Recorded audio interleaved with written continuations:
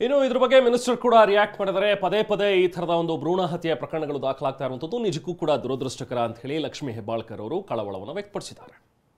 ದುರದೃಷ್ಟ, ಇಷ್ಟೊಂದು ಕಠಿಣವಾದಂಥ ಕಾನೂನಿದ್ದು, common sense ಇದ್ದು, ಕಲ್ತಂಥವ್ರು ತಿಳಿದಂಥವ್ರು ಡಾಕ್ಟರ್ಸ್ಗಳು ಈ ರೀತಿ ಮಾಡ್ತಾ ಇದ್ದಾರೆ ಅಂತಂದರೆ ನಿಜವಾಗ್ಲೂ ನಮಗೆ ಬಹಳಷ್ಟು ಖೇದ ಅನಿಸುತ್ತೆ. ಎಷ್ಟೆಷ್ಟು ನಾವು ಕಠಿಣ ಕಾನೂನುಗಳನ್ನ ತಗೊಂಡು ಬರ್ತಾ ಇದ್ದೀವಿ, ತಿಳುವಳಿಕೆಯನ್ನು ಹೇಳ್ತಾ ಇದ್ದೀವಿ. ಹೆಜ್ಜೆ ಹೆಜ್ಜೆಗೆ ಹೆಣ್ಣು ಮಕ್ಕಳನ್ನ ಯಾವ ರೀತಿ ನಾವು ಬೆಳೆಸಬೇಕು, ಪೋಷಿಸಬೇಕು, ಏನು ಹೆಣ್ಣಿನ ಇಂಪಾರ್ಟೆನ್ಸ್ ಅಂತ ಇಷ್ಟು ಹೇಳಿದರೂ ಕೂಡ ಜನಸಾಮಾನ್ಯರಾಗಲಿ ಕಲ್ತಂಥವ್ರಾಗಲಿ ತಿಳ್ಕೊಳ್ಳೋಕ್ಕೆ ಸಾಧ್ಯ ಇಲ್ಲ ಅಂತಂದರೆ ನಿಜವಾಗ್ಲೂ ಬಹಳಷ್ಟು ದುರಾದೃಷ್ಟ ಅಂತ ಹೇಳಲಿಕ್ಕೆ ಬಯಸ್ತೇನೆ.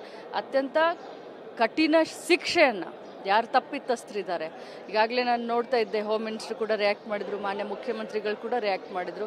ಅದನ್ನು ಬಿಡುವಂಥ ಪ್ರಮೇಯನೇ ಇಲ್ಲ, ಅವರಿಗೆ ಕಠಿಣ ಶಿಕ್ಷೆಯನ್ನು ನಾವು ಕೊಡ್ತೀವಿ. ಸೊಸೈಟಿನಲ್ಲಿ ಕೆಲವು ಜನ ಆ ರೀತಿ ಇರ್ತಾರೆ, ತಾವೇ ಮಾಡಿದ್ದು ಕಾನೂನು ಅಂತ ತಿಳ್ಕೊಂಡಿರ್ತಾರೆ, ಅವ್ರಿಗೆ ಏಟಿ ಬೀಸ್ತೀವಿ.